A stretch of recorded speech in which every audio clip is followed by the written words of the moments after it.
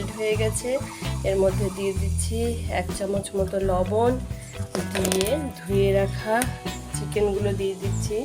Chicken soup বানানোর জন্য সাধারণত সবাই একটু বড় চিকেন নেয়, আমার কাছে এটাই ঘরে ছিল। তো সকাল থেকে ভাবছিলাম কি বানাই তাই ভাবছিলাম একটু হেলদি খাবার খাই, তো তার জন্য নিয়ে নিয়েছিলাম চিকেন। এবার দিয়ে দিচ্ছি চিকেনের পিসগুলো দিয়ে দিচ্ছি। এটা যদিও খুব ছোট ছোট করে পিস।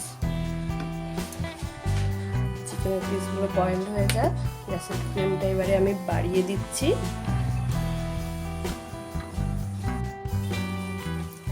চিকেনটা খুব ভালো সেদ্ধ হয়ে গেছে। এবারে আমি এটাকে একটা পাত্রে ঢেলে দেব।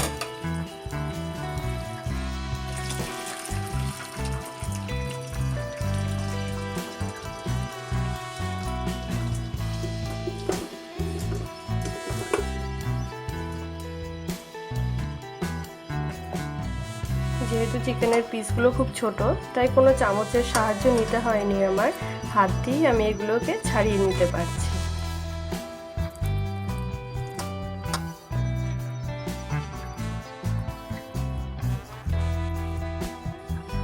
কড়াইতে এবারে দিয়ে দিচ্ছি সাদা তেল।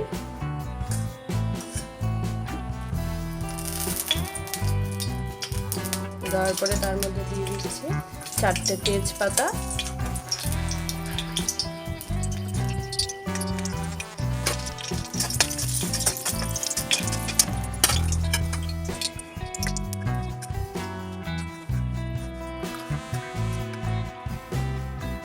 এবারে দিয়ে দিচ্ছি পেঁয়াজ, আদা কুচি আর রসুন কুচি আর গোটা গোলমরিচ। আমার কাছে যেহেতু গুঁড়ো ছিল না, তাই আমি একটু সেদ্ধ করে নিয়েছি, নিয়ে দিয়ে দিলাম। দিয়ে 2-3 মিনিট মতো ভাজবো।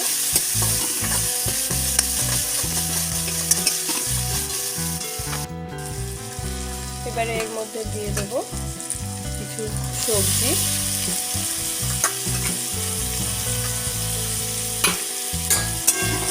আবার একটু নাড়াচাড়া করে নেব।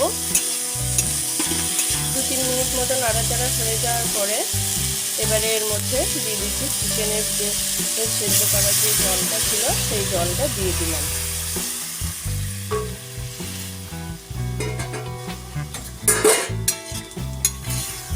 এবারে একটা ডিম দিয়ে দেবো। ডিমটা একটু ফেটিয়ে নেব আমি।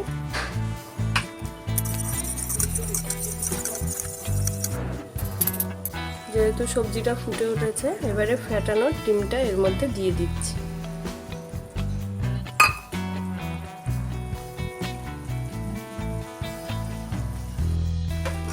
এবারে এর মধ্যে চিকেনগুলো দিয়ে দিলাম আর একটু লবণ দিয়ে দিচ্ছি 1 চামচ।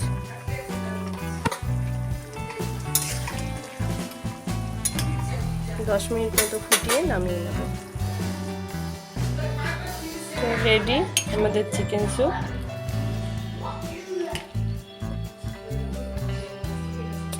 গরম গরম চিকেন স্যুপের সাথে বাটার টোস্ট খুব টেস্টি লাগবে খেতে, এবং খুব হেলদিও এটা শরীরের জন্য। এরকম নতুন ভিডিও আরও পেতে হলে আমার চ্যানেলটাকে সাবস্ক্রাইব করে নিন, আর পাশে থাকা বেল আইকনটিকে ক্লিক করে নিন। লাইক, শেয়ার, কমেন্ট করে দিন।